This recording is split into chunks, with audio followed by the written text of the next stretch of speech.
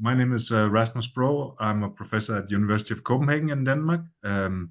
And today we're going to hear a very interesting presentation. Pau Cabaneros Lopez from Novo, Right but now? maybe not officially from Novo here today. Not today. No, but anyway, Novo Nordisk is a small pharmaceutical company here in Denmark. He's going to talk about Python and chemometrics, so a toolbox he developed called Chemotools. So that's going to be very interesting. If you have any questions, just put them in the chat, and I will convey them along the way. So with that, Pau, looking very much forward. Oh, sorry, one more thing. Sorry. We're recording this, so just be aware of that. We're going to put it on YouTube afterwards, so it will be recorded, just for you to know. Sorry, have a go, Pau. That's fine. Thank you, Rasmus, and thank you for the invitation also for assisting the webinar. It's really nice, and welcome everyone who is listening as well online. I think it's really nice to be in this webinar. I remember a couple of years ago with my previous team, we had this machine learning Mondays, we called it. And then we were watching the webinar and having like a cozy discussion afterwards and trying to see how we can implement some of this in our previous job. So it's really a pleasure to be here and presenting some of this work. And I will talk about Chemotools. And this is a Python package that I have built in my free time. And I have built this package a little bit based on the experience that I've had working on process analytical technology. And the idea of this package is to try to extend a little bit the capabilities of chemometrics in Python by integrating it into the scikit-learn framework. So just a little bit of background. Just a little bit of background. I have a background in chemical engineering, and I have experience in control and monitoring of different type of processes. And I have been working for several years now on implementing spectroscopic methods for different type of biotech and pharmaceutical industries. And the idea is, it's fairly similar, right? It's across different industries, but the concept behind is that we collect some spectra. This spectra can be either from production lines, could be from QC labs, could be from different places. And then we train some different types of modeling, regression or classification, some clustering sometimes, to try to get some valuable information that could be about key process variables, could be some quality attributes about our products. And the idea is that we would like to try to use this information to try to gain understanding and maybe feed it back into the process to try to keep it under control. So in this context, it's very important that we are able to develop very strong models that are able to provide the right information from the different spectra that we collect. And we put a lot of effort on that. On my experience, there's a lot of effort that goes into the model development. But once we have a very good model, we usually want to apply it.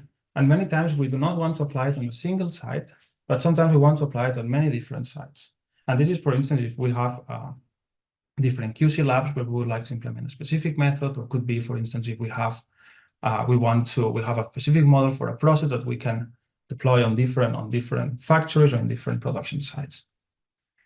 And then we can see the other side of the coin, that is, how do we implement these methods in a scalable way? Because one option could be that we go and we deploy each method individually to each of the sites, but then we are almost like babysitting each method, where we need to have a lot of effort on making sure the different methods work fine. And that if it's in a small scale, maybe we can do that, but if the scale grows, then it becomes very difficult because it requires a lot of work, a lot of people. Resources have to go into making sure that each model works well. So I encountered a little bit the issue that we had a lot of tools that are able to develop robust methods, and the tools that were able to deploy these methods in a robust way, maybe they were a little bit missing, and we were not able to perhaps always monitor and maintain and update the models in a streamlined way that could help us being able to deploy this type of tools into the different industries. And this is an issue because if we want that these industries entirely depend or rely on these methods, then we need to make sure that, of course, the models work fine, but we also need to be sure that we are able to deploy these methods they have to operate in a robust way so that the industry can entirely rely on these technologies. And so I investigated a little bit and I decided to create, so choosing the right framework and the right technology was important. And I investigated a little bit and I decided to implement this into Python. And I think that Python offers a bit of the flexibility and the capability that was needed, in my view, at least, to be able to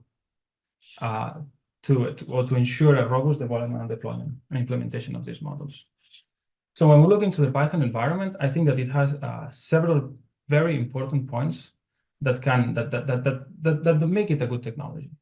So first, it has a really large community, and we are aware of that. It's an open source language, and people are very engaged into developing code and into developing projects that then they open source and we can have access to.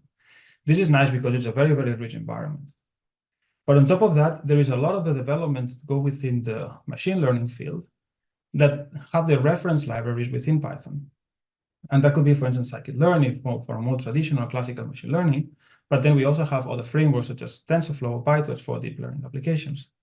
And I think that these two give us the right flexibility and capability to keep developing models with perhaps like the new technology. But on top of that, what I thought it was very interesting as well is that Python offers a very good integration with modern software architectures. It's able, for instance, we can run it in the cloud, or we can interface it to many different systems with many different APIs. We can, for instance, Dockerize Python, or we can integrate our code into many different architectures. And on top of that, this flexibility, we also had the capacity to implement like good software development practices. And I think that when we build chemometrics models, at the end we are making a software product. And I think it's important that we make these software products, we are able to implement the latest trends in the way of how software is developed. And that means, for instance, that we can unit test our functions, we can create automatic workflows to make sure that the builds work fine, for instance, or that the code is properly tested. And in general, we can facilitate a little bit this development and operation philosophy for good software development. So I started to look into what was out there for Python. And I think that probably many of the people who have tried to use Python for chemometrics, they have probably found similar situation, where we have on the one hand the very well-established modules for instance, numerical analysis or machine learning, or for plotting. And then there is a lot of little chemometric packages that provide a lot of functionalities with regards to pre-processing and perhaps some different ways of implementing some models as well. And I think this is great because it shows how engaged the people are. The people like to create code, people like to create their own pre-processing functions, for instance, and they like to share it with the community. And I think this is really nice. But there is one challenge, at least that I encountered, and is that these different packages, they didn't interact well with each other. And there was not a unified way on how we can create these models and how we can standardize the way we operate with these type of technologies. So if we look at the typical pre-processing pipeline for chemometrics, could look something like that, where we have a spectrum and then we apply a series of pre-processing steps followed by a model, and then we get a prediction. Usually what happens is that some of these pre-processing steps, they do not belong to a single library, but they can belong to different libraries. And I think this is great. There is nothing wrong with that. I think that it's nice that many people contribute with their ideas. I think that the problem or the challenge comes when these libraries do not talk well with each other. And if they do not talk well with each other, then we need to explicitly modify a little bit the code to enable that the different libraries can talk to each other. And this subtracts a bit of robustness to our processes. So just to give an example here, it's very common that packages or I have encountered this several times, that packages have different interfaces on how to apply the functions that they contain. This, for instance, one case can be that some packages would like to instantiate an object with a set of parameters and then call a class within that object to transform a spectrum. And then it can be that the next package, for instance, it just requires just a function that you call with a given set of arguments for parameters and the spectrum. Another type or another example can be simply that different packages have different preferences for input and output types. And when this happens, the output of package one cannot directly be consumed by the second package. And then we need to explicitly transform the output of one into the input type of the other one to be able to concatenate these different preprocessing steps. I think that this is not an ideal situation, and this at least subtracts a bit of robustness to what I would like to see in a production code, where we have a very clean set of steps that are able to be concatenated, and then they can all these issues or all these situations don't have to be handled explicitly within the code. It also makes it more error-prone. So a bit the issues that I had found were that there was not a standardized way on how we would build and we will optimize the models that we were building, and then how would we persist these models, how we would be able to apply these models with new data sets and to deployment into different production environments, making sure that we can keep that we can achieve a robust performance. And this is what I tried to work a little bit around with Chemotools, trying to standardize some of these flows, trying to increase or trying to find a way to increase the performance in production, trying a little bit to bring together what we do in development and what is required for production. And at this step, I had two options. I could try to develop entirely my own set of standards on how to do that, or I could realize that a lot of our workflows are very similar to what other people have been doing in other branches of machine learning, and I could try to adopt that. And for many good reasons, I decided to choose the second one, to try to adopt some of the standards that have already been developed in other branches of machine learning. And this is where I go into scikit-learn. And scikit-learn probably is the most famous library with regards to implementation of different machine learning algorithms. So it has a very rich environment for classification, clustering, regression, many different algorithms. Not only that, it also offers frameworks on how to cross-validate or tune the hyperparameters to optimize the models as well.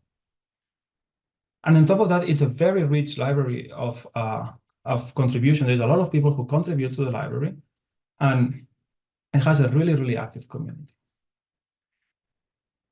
And also, it's not only a collection of many machine learning algorithms, but what scikit-learn have also done is that they have standardized the way that we can develop algorithms for machine learning. And they have tried to standardize this API. So this essentially means that they have provided some kind of an abstract blueprint that defines how the different preprocessing functions and the different models should look like. And by defining this blueprint, they are able to unify how we use these packages, and they are able to handle the input and output. So we can integrate new functions into their environment and then take advantage of the very rich variety of functions that they already have. Just to make it a bit visual, we will have like a preprocessing function here. And essentially what we're doing is that we wrap this preprocessing function around the scikit-learn API. This way, we can integrate it with other preprocessing functions, perhaps from scikit-learn, perhaps from other modules, as well with different models, so we can very easily concatenate these different steps. It will take care as well of handling input and output.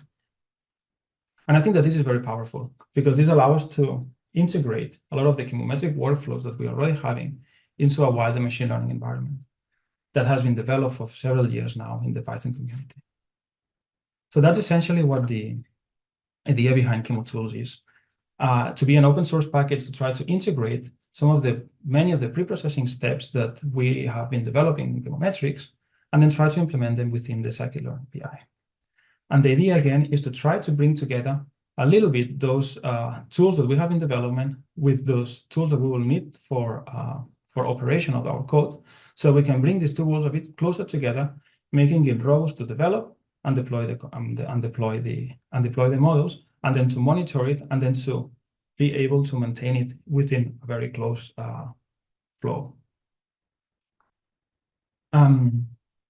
So when we look at Chemotools, I have implemented a variety of preprocessing functions that are commonly used within chemometrics, from baseline corrections, derivatives, scalars, scattering correction, smoothing algorithms. Then there is also feature selections. We have a few feature selections methods, and we are working on some additional ones that will come in later releases. And then we have also created a module for data augmentation in case that you would like to add some specific artifacts into your spectra, like for instance, instrument-to-instrument variation, stuff like that. We can also create this. For me, it was very important that everything that I was doing was well documented it's very important everything gets very well documented in the site. So I have created this documentation site and try to show you here. The documentation site, I try to explain everything a little bit that happens within Chemotools. So there is the introduction page, and then here there is a small explanation of how to can be integrated with other scikit-learn functionalities. We provide some data sets that are available so that people can start training their or getting some skills utilizing Chemotools or chemometrics in Python. And then we have some examples on how to train a PLS model, how to train a classification model for different coffee. So we provide some data there. And then there is a documentation page where we explain every single function that we have. We explain what they do, which arguments it takes, and how to utilize it, and then some plotting examples. The idea is that whenever we create a new preprocessing or we change the way some previous processing works, I want it to be very well documented so people can, it's a go-to place for people to understand how they can do it and how it works. So the functionality gets well described there. And then when we get these preprocessings, then the way I work, or the way I conceptualize, is that it should be fairly plug and play. So we can simply get our blocks, as a functions, and then classes, and then very simply just connect them to create preprocessing pipelines. Now, since we use the same API, then it's very easy to, for instance, combine and utilize and create pipelines combining preprocessing and feature selection steps, for instance. And the same goes for data augmentation. And this can be done, and this can be mix and match depending on the needs of every specific project. But I wanted to give this flexibility and this robustness to the way that we develop models. And it's not only that, but also we can combine what we have, or some of the functionalities that we have in Chemotools. We can then combine them with other functions that implement the same API. And this is, for instance, here where I create this pipeline where I combine some of these Chemotools preprocessing steps with some of the scikit-learn preprocessing steps also on some of the models. So this, for instance, would be a pipeline if we wanted to do some exploratory analysis, right? But if we wanted to do a preprocessing, we could just simply change the last step for a PLS model, or I don't know, for a support vector machine if we wanted to. So this is to say that we gain access to a very wide variety of functions that are available in the scikit-learn library. If we look at the PLS model, maybe is one of the most relevant for now. At the pipeline, but this would be one way of creating this pipeline, right? So we would define each preprocessing step, and then we would call it, and to do the transformation, and then to the transformation. So if we look at the syntax of this, it essentially consists of two blocks. The first block is where we instantiate the objects, and this can be understood as we set the configuration of our preprocessing method.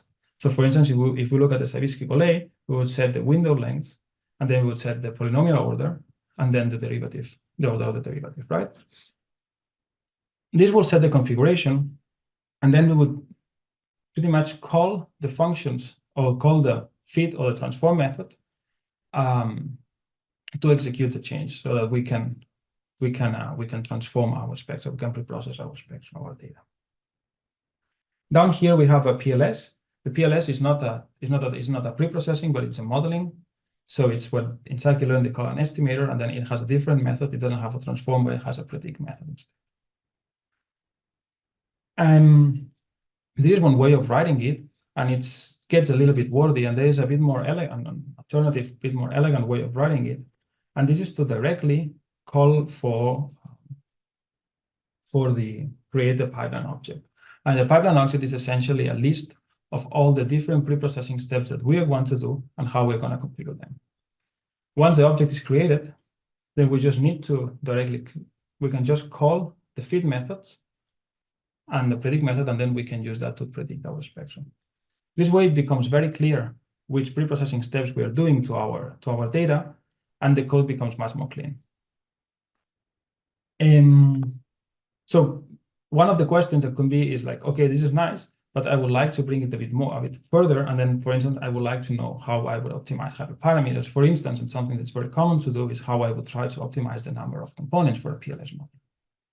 And this is, again, one of the nice things, because when we can integrate within this framework, what we can do is that we can borrow some of the functionalities that have already been developed in the scikit-learn libraries. So you have an example here of how this can be done, where we essentially create a grid with the different with a different number of components that we would like to test. And then we do a grid search where we will evaluate our model with a certain cross-validation scheme and scoring function on each of the number of components that we have defined. And then it will give us the optimal value, or the value that gives us the best scoring function, for instance. And then it's nice because they have recently also allowed to change the number of cores that we send it to, so we can parallelize this process and send it to the different cores in our CPUs, so that the process is a bit faster. And this example here, I have only done it for the number of components for the PLS, but for instance, we could also try to optimize the window length for our Sawicki filter if we wanted to do that. So we can increase the grid search as well. And there are different approaches. This can be a process that becomes very long. If we have a lot of parameters, there are also different search algorithms that we can utilize. Sorry. So this is functionalities that we gain by being able to integrate properly with the rest of the machine learning environment in Python. And now we are at the point where we have created a model that we are very, very happy about. And then we want to apply it. So I have probably created in my computer, and definitely I'm not going to send my computer to production. So we need to be able to transfer this model to production. And so essentially what we can do is that once we have created this pipeline, it's very simple to save this pipeline as in this case, as a binary file that then can be persisted on the computer, on the disk. And then we can simply transfer it to another computer and then just load the pipeline and then apply it into the new machine. And I think that I would like to show you a little bit of a demonstration of how we can do this. If hopefully that works. I have here a small exercise, and this is something I borrow from some courses that I teach at the university at DTU. But we will be working with one of the data sets that we also have available in Chemotools, and this is what I call the fermentation data set. It's a data set that I generated during my PhD. And this data set contains two sets, one training set and one testing set. And it was built to be able to monitor the concentration of glucose during a fermentation process. So in the training set, what I did is that I created some synthetic samples that then I measured with an ATR mid-infrared spectrometer.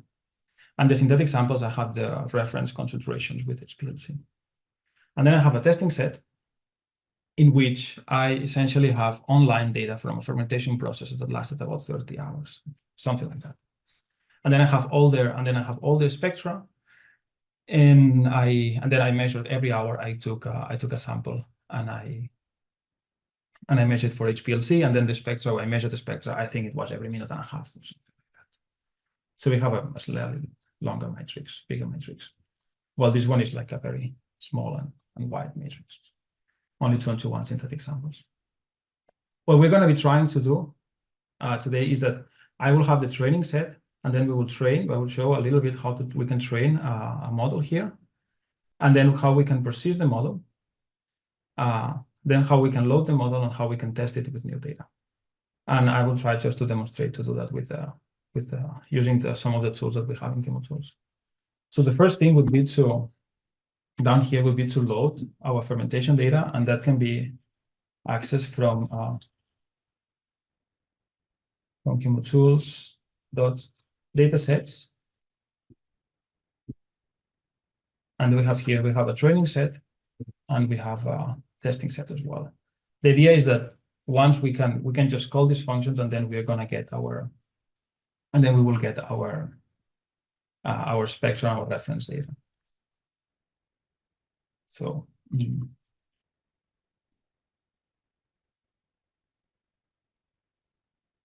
and then also strain spectra, HPLC, and then we can do the same for the testing. And then here I will just show what it looks like. Strain spectra, the data that we get back, right? So what this does is that this will give us the spectra and the relative and the corresponding HPLC data, and this for the training set and the same for the testing set. And then if we just plot, or just show what this looks like, it looks like a matrix where we have our columns. Each column is a wave number, and then each row is a sample. So this one will have 21 samples, and the other one will be a bit longer. And then what I will do here is that once we have this imported, then we can simply run this to plot the values, and then we see that, I mean, the absorbances are completely crazy for some of the areas. So there's some area where we don't have information that we are interested in, but probably around the fingerprinting area around here, we could find some information that can be interesting. And now my idea is that to show how we could use this to train a PLS model. So the first thing is that I want to show how we can create one of these pipelines and how we can use it to predict. So to do that, we need to import the right libraries. So from Chemotools dot, and then feature selection, import range cut, and then from Chemotools dot baseline, import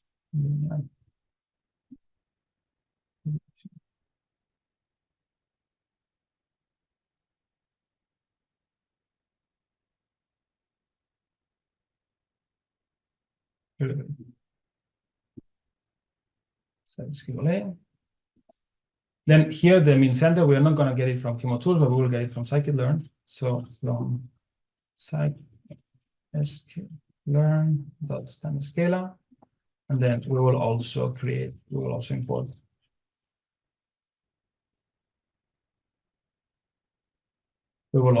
the make pipeline object, or function, so we can create a pipeline.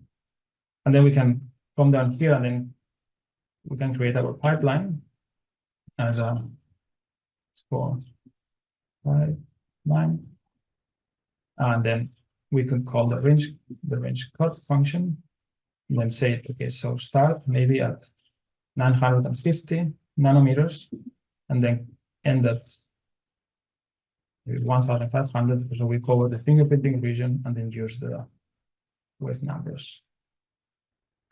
And then the linear correction, it doesn't take any input. It will simply create a line between the two extremes of the range cut spectrum.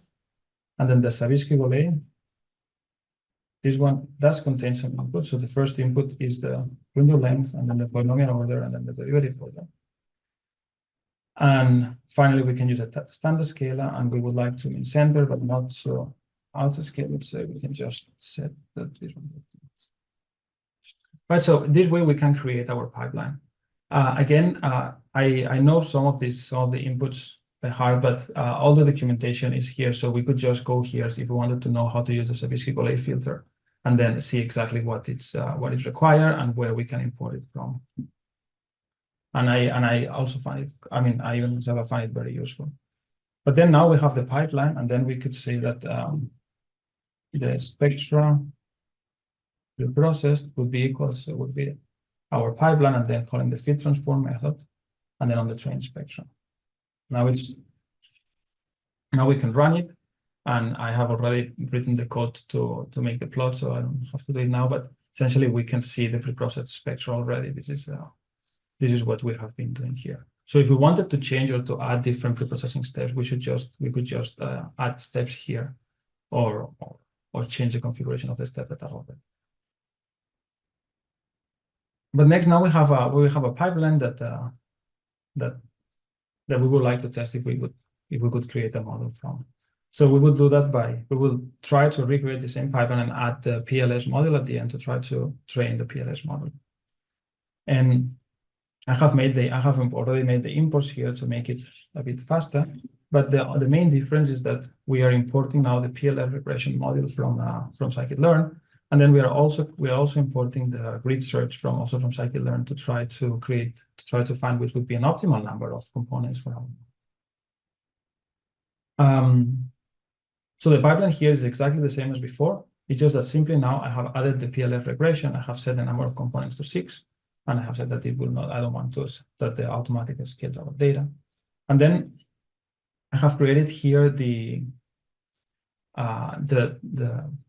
number of components that I wanted to test in our grid search, and then I will pass this one inside the grid search object so that it will start evaluating the model with these many different numbers of components, and then it will return an object with all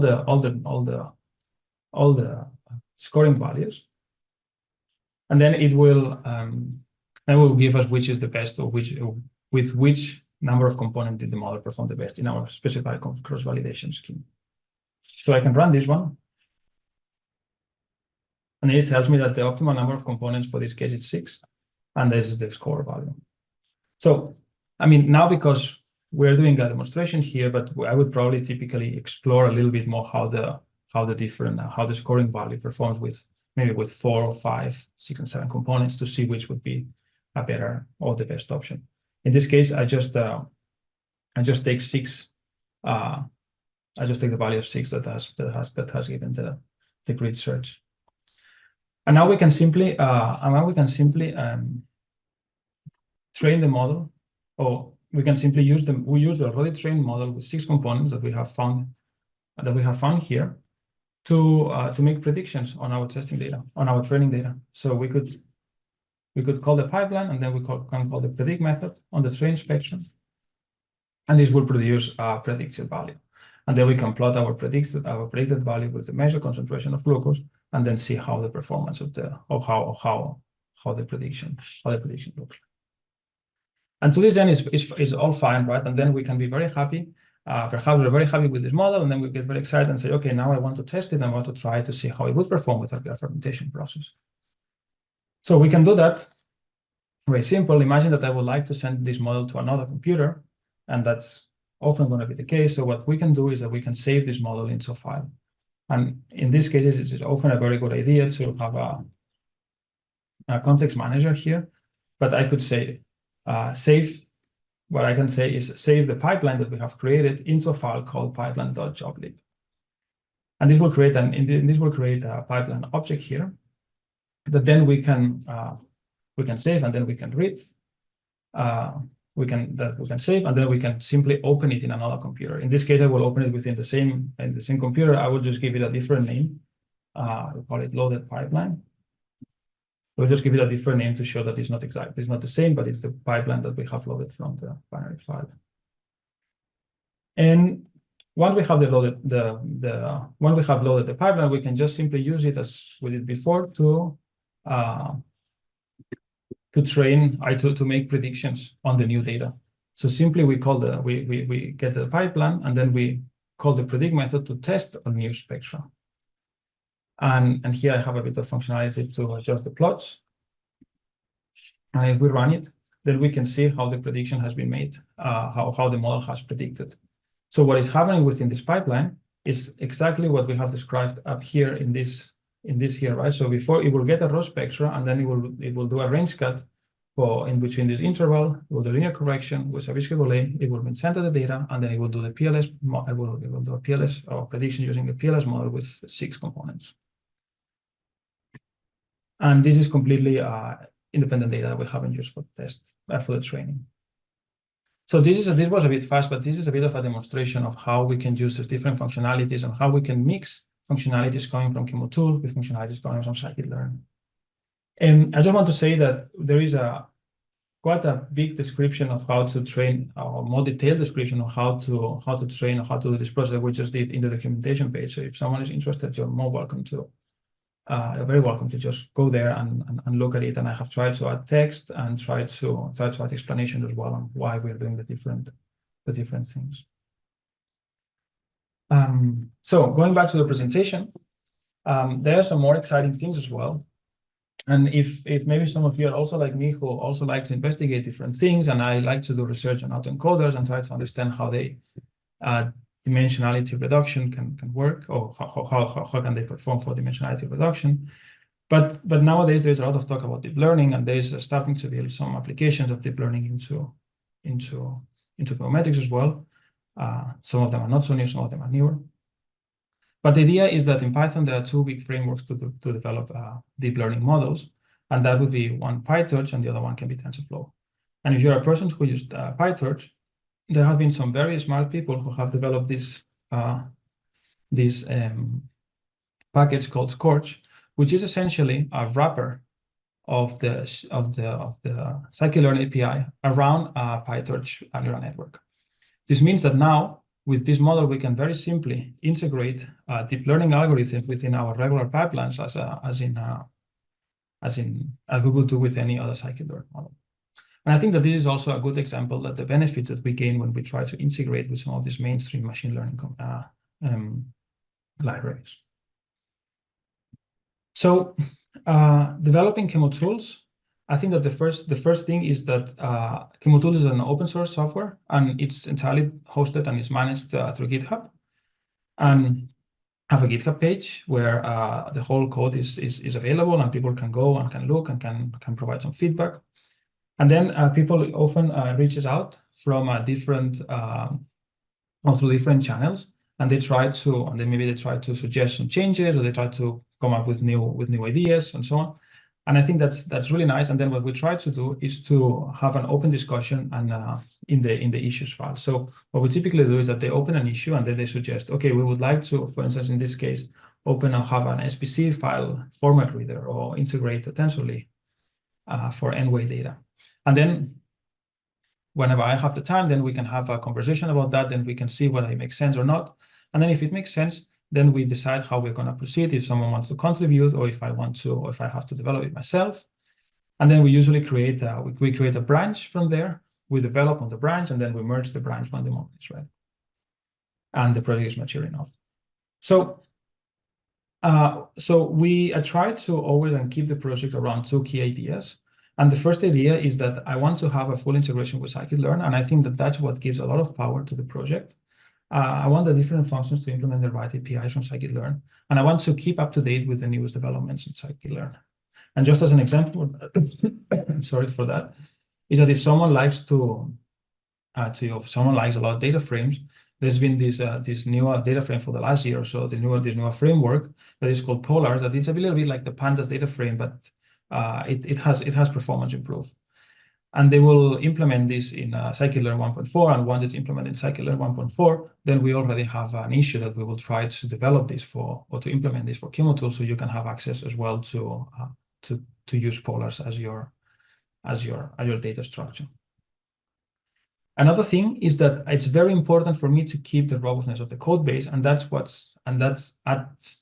adds trust to the project, right? And to do that, what we do is that we test a lot our code. We have implemented automatic test frameworks, and we try to have a very high code coverage of above about 98%.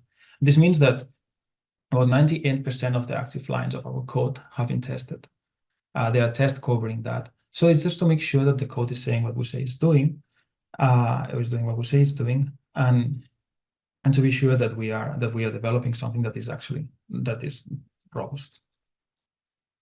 It's also very common that they end up writing much more unit tests than actual code, and that's not strange, but it's very good, and it's a very safe way to develop our code base. And then of course I have the automated flow. So whenever I have finished someone has finished some implementation, then they can push it, and then it will run through a set of So set of steps that will check that the code is performing the way they say it's performing. And if it does, then it will give us a green mark, and then we can proceed to release the code and then have a new version, have the functionalities available. Otherwise, it will not allow us to do that, and then we will have to work to resolve the test or to understand why the tests are not passing. Just to start finishing now, I want to say that contributions for the project are super encouraged. And if you think that this is some project that can be interesting, you are really welcome to contribute either by reaching out and suggesting, I would like to have this functionality of this pre-processing, or by directly, if you want to contribute in the code, you can open an issue as well and then suggest to be the contributor, and I will be very happy to allow that. And then I also want to say that for me, it's been a new experience, but it's been very fun and it's been really interesting. I have been working with really bright scientists from different locations who have helped a lot and who are helping actively a lot in trying to improve the performance and trying to increase the number of functions that are available in Chemotools. And it's a fun experience that you get to talk and to discuss chemometrics with a lot of people. So it's also a really nice experience for me. And with that, I just would like to thank you all for the attention and also for giving the opportunity, Rasmus. And you have any questions, you're welcome to reach out to the LinkedIn page, or you can also go through the project and open an issue. And yeah, and then we can take it from there. Excellent. Thank you so much. There's a lot of people here. So if you have any questions, feel free to actually just ask them or write them in the chat. One thing I want to comment or ask, I mean, this is a huge amount of work, right? I mean, Yes. this is not trivial. That must have taken a long time to do. It's taken a lot of time to build. Yeah. So do you know anything about, I mean, you mentioned that there are different tools. Is there anything like this at all? I mean, in the Python world, anything this complete? Yeah. So I mean, there is some other projects that they also I've learned it recently that other projects that they also implement chemometric tools using also scikit-learn API. I think that one project is called Chemometrics. I think they also do that, and they have implementation of models like multivariate curve resolution as well, implementing. And that's a really great project as well. Yes, they have done a really good job too. Right. And I think you use this for teaching as well, right? I use this for teaching. Yes, I've used this for teaching at DTO. Yeah. Teaching the process analytical technology. Right. So and these people are used to Python, or? They are not proficient. They are not necessarily proficient in Python. Okay. But what we do is that we do the teaching through Jupyter notebooks, and then we try to make it more or less easy for them, so that they don't require a lot of Python knowledge, coding knowledge. And I have done the lesson, I think that 2 or 3 times now, 3 years in a row. And I think it's going quite well. I think the students, most of them, can follow, and then they can get a feeling of what it is to play with chemometrics and yeah. Yeah, we have some questions in the chat from Mikko. Did Chemotools mainly focus on pre-processing methods relevant for chemometrics, and were the model alternatives already available from scikit-learn? Yeah, so for now, I have mostly focused on pre-processing methods. That's true. Haven't focused much on modeling. I think that if there is something that already exists somewhere else, I don't want to do it again. I don't want to reinvent the wheel. I had for some time, I wanted to implement multivariate curve resolution, and that's how I discovered this other package called Chemometrics, and they have done a great job there. So I am not going to implement that because it's already available in another package that integrates exactly the same way as this one. But of course, if it comes a moment where I find a model that is missing that I would need to implement it, then we would consider implementing it for sure. And there's a comment from Antonio who thanks a lot for your work, long needed, and suggests to check out a link. I just checked it. You have to remove the emoji apparently, but then you can get that. Okay, I have to remove.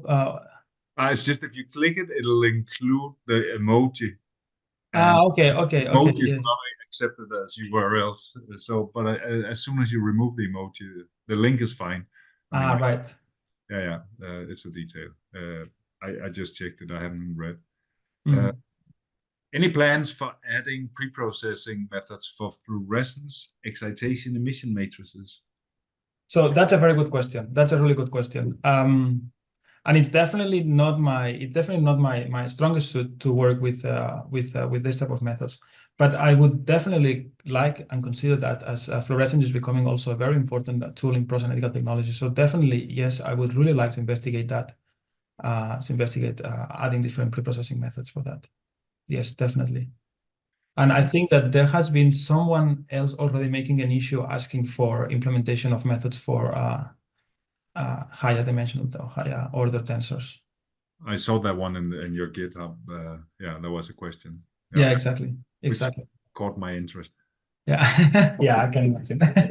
Yeah. And there's Yesa that is interesting in contributing. So I think Yesa, you should just contact Pau about that.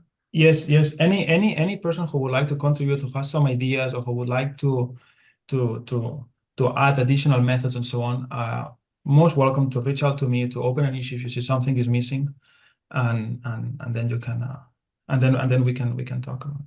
Yeah. Absolutely. Maybe Absolutely. also about the EM data, the fluorescence data. Maybe they Yeah. contact you. Yes, yes. Maybe I can get you, Rasmus, to give us a hand. Yes, we do it in MATLAB. Okay. Sorry, I'm old. No, that's okay. Then I use ChatGPT to turn it into Python. Yeah, okay, that's fine. Okay, Martin Ward has he's asked. Let me read it. I've used Python for different things over the past few years. Very much still a learner, but haven't done any chemometrics machine learning on my data at all. On the Chemotools website, are there any teaching materials for self-learning? Yes, so on the website here, let me see if we can just we have so there is these data sets and there is this tutorials that you can learn how to train a PLS model for regression, exactly the same as we've done here today. You can just go step by step and you can copy the code and put it in your Python environment, and then it should work. I also have included what is required. So otherwise, I can also share the Jupyter notebook that we've used today, or the one I use for teaching. I'm super happy to do that. And then there is also another one for a classification of coffee from different origins. So you can also look into that. And you can access the data directly from the package. Sharing that Jupyter book would be nice, I think. Yeah, absolutely. I will share that. I will do that. Oh, another question. For those joining late, are the slides available somewhere? I can also share the slides. That's fine. I can also share the slides.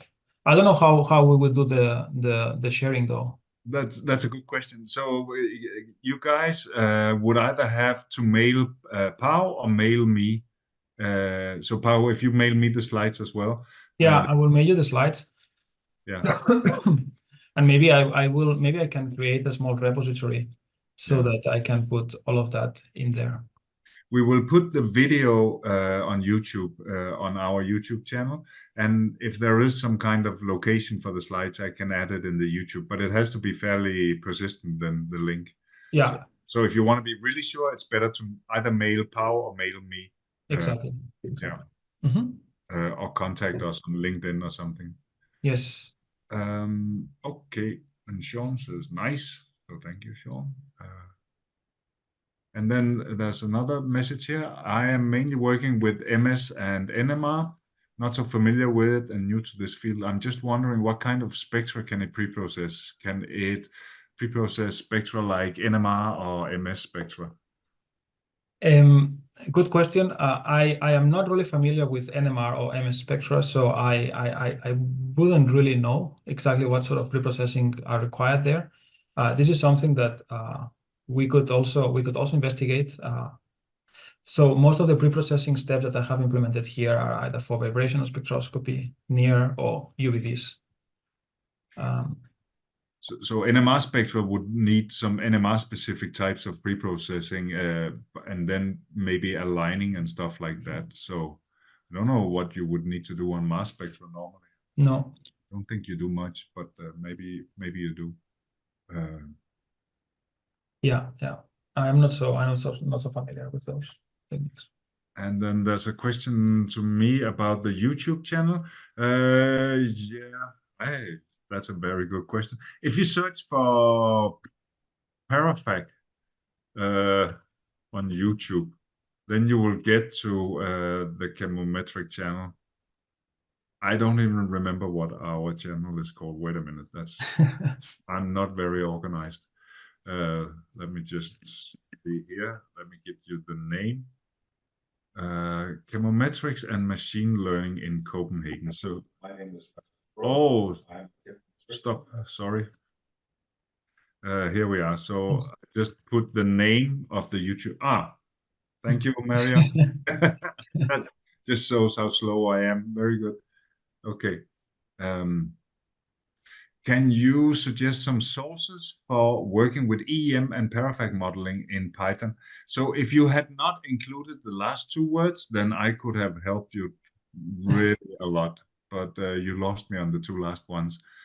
I think there are some projects to work with tensor data in Python, and I think I remember looking into that some months ago, and there is something in as well. So if you look into GitHub and Andrew has a link to Tensorly. Yeah, there's a link to Tensorly, exactly. Which I don't think is fluorescence specific, but just has models. So you need some pre-processing as well on top of that. Yeah, exactly. I'm not so sure how much is the pre-processing developed in. There's some things with fluorescence data you need to handle Rayleigh and Raman scattering and maybe some other things as well. So some tools for that. Yes. Yeah. So we're not the best sources for this particular question, but yeah. There was another question, sorry, further up. Can you suggest some sources for working with... no, sorry. There was this one from Louis. Are the libraries free of use, provided that we reference them in journal articles? Yeah, the library is free of use. The library is free of use. So you can just install the library and utilize it, and it's an open source library. It has a regular MIT license, but you're welcome to use it, and it's completely free of use as well as the data. Yeah. That's amazing. It's an excellent toolbox, I have to say. It's really thank you. Yeah. Thanks. And right now there is no specific reference for a journal article referencing this, but I'm working on that as well. So if at some point this gets published in a journal, it's on review now, then there will also be a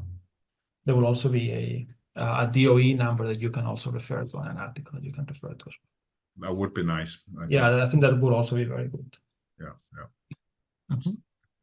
Okay. Do we have any more questions? And otherwise, feel free also, if you want to contact Pao and don't find the contact details, just send me an email and I will reach him. So anyway. Sounds super good. Thank you so much, Pao, for this. This was extraordinary. Thank you.